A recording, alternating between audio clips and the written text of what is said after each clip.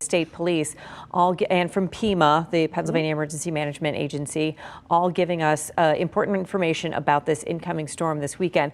Kelly, I think the big thing to come out of that is the driving restrictions on PennDOT roads and Turnpike roads. They're calling it Tier 4. Let's explain what that means. Right. So Tier 4, that's going to be all commercial vehicles. So regardless of whether a semi is towing a trailer or another vehicle, no commercial vehicles. This is saved for, this is the highest tier. So this is saved for, big emergencies like the ones that we're having. They said they plan to lift that as soon as they can, and they're going to just make that call as the conditions allow.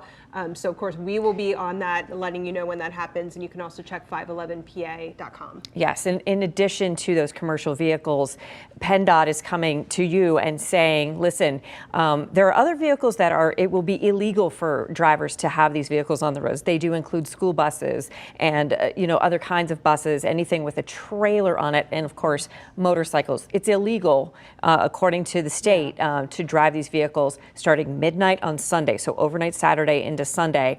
The other folks who are driving, private vehicles, cars and trucks, yes, well, they say it is legal for you to do it. It is very ill-advised to you be on the roads. They're urging everyone to stay off PennDOT roads and the Turnpike as well.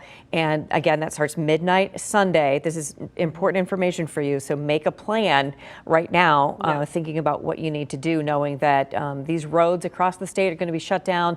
And even if folks have to be out, it's likely that the speed limit is going to be much reduced. Yeah, I mean, really, they said even more than the total snowfall for this one. In any storm, they're looking at the rate of snowfall. So 1 to 2 inches an hour is what they're looking at. And there's no way for them to be able to keep up with that, even with their best efforts of 44,000 miles of roadway that they are overseeing.